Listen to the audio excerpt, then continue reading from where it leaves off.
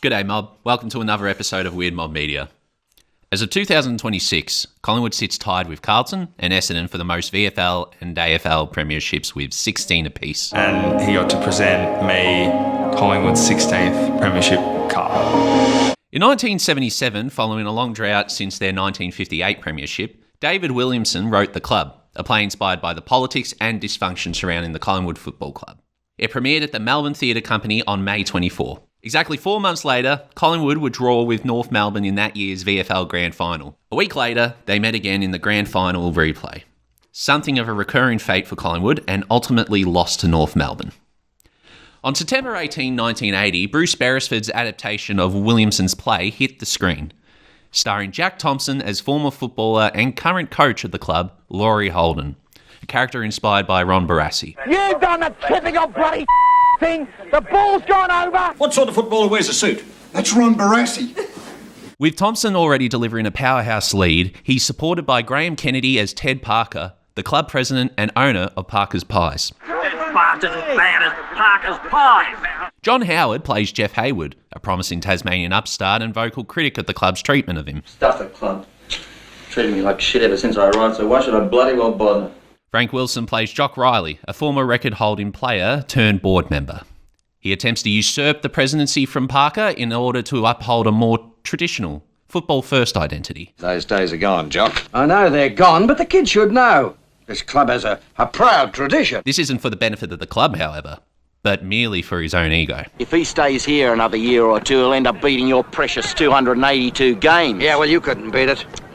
He's not going to beat it either. The final of the film's key players is Jerry Cooper, played by Alan Cassell, the club administrator who follows the scent of the dollar bill above all else. I don't love this club. I don't particularly like the game. And that might make me an oily weasel in your eyes. But I happen to be the best football administrator in the country. And you're only the second best coach. The reason I've focused on character rather than plot is that the film lacks a clear inciting incident or defined end goal, at least until its final moments. If you want to start hitting your form, I think I can help. Why bother if they're going to sack you?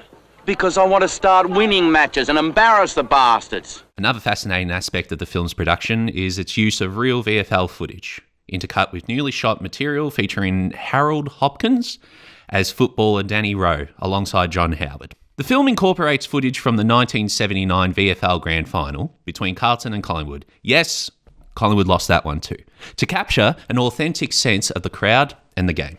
The film's theme song, Mike Brady's Up There Kazali, was originally written and composed for Channel 7's VFL coverage. The most recent appearance I saw of Mike Brady was at a book launch I worked on as a camera operator. He operated via video from a hospital bed, recovering from what was described as a physical misadventure. What? The film operates as a character study, exploring the different personalities and roles within the club, and how the imbalance between doing what you love Them players up there on the wall love this club. They would have done anything for it. and business becomes destructive. Because if we win a premiership, it will arrest the membership decline, and members mean money. As a businessman myself, I can see the logic of it.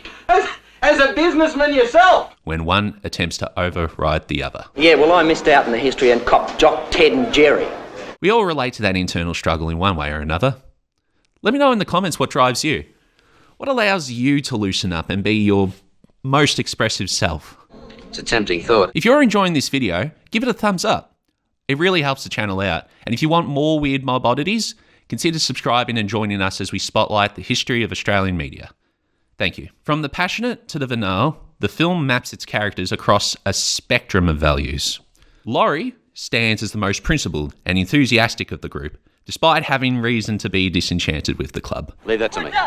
Be buggered, I'll leave it to you. I've been around this place 22 years, and I am the coach of this bloody club, not the office boy.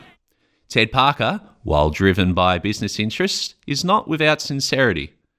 In one standout scene, he recalls Laurie's first game with genuine excitement. You read the play and started sprinting for the goal. Picked up a long, low pass from Wally Baker, did a beautiful blind turn around Stan Jackson, and slammed it through the centre. Mimicking and recounting it with such fervour that it becomes a rare redeeming moment for the character. Jeff Hayward, though possessing his own sense of principle, is quick to slip into ego when challenged. This narcissism carries into his playing, most notably in a moment where he effectively derails a game by disengaging when the spotlight isn't on him. I wasn't just staring up in the sky, incidentally, I was watching a seagull. Not just an ordinary seagull. This was the prince of seagulls, dazzling me with blasts of pure white every time his wings caught the sun. Jock Riley has crossed the threshold from passion into mechanism. Look, Cheetah Ryan, the greatest centre man of all time. Warren Oates, only 5'7", but with a heart as big as a pumpkin. He presents himself as someone who knows what's best for the game, a neglected legend acting in its interest. Yet, he's just as power-hungry as the rest. The difference is he genuinely believes otherwise, justifying it through the legacy of his playing career. The only picture that should be up there is mine. 282 games as a player, 4 premierships as a coach. So all in all, how do I feel about the club? You just watch the way you speak to me, otherwise you'll end up getting flattened. I love it. I think it's great. Love the club! I'm not a particular fan of footy. Have you seen a doctor? Yeah. Apparently there's nothing wrong with me physically. But there's a sense of mateship and camaraderie that I just really appreciate, and it comes out in all the performances. The original play by David Williamson takes place in the boardroom. Remember the film at the start where they're all in the boardroom and they're talking about buying players and everything? Yeah, the whole play takes place in there. You don't see any footy matches. You don't see any on-field training. You are literally in the room with them. And it's one of those situations where it's, you know, everyone who wants to have a private conversation with one another is convenient. So you'll have one character come in, another character come in and talk to each other. Da-da-da-da-da. Oh, can you go out? Yep. Boom. Then the next character who wants to talk to this person, and so on and so forth. But when you actually have the film and you have the budget to actually go beyond the scope of just that one boardroom, it really makes a difference. I mean, that's not to say the play is bad. It's still a superbly written play. But when you see Jack Thompson on the field and yelling at the players while Alan Cassell's character is trying to talk to him and trying to reason with him, it's just atmospheric. There's just so many good things I can say about this film. I'd say just go watch it. If you're not a footy fan, still watch it because, and even David Williamson said this himself, it's not particularly about football, it's about the politics of football. I'm Jake. This has been Weird Mob. Thanks very much for listening. I'll catch you later. He's been up his mum and his legless sister and he thinks he killed his old man. What?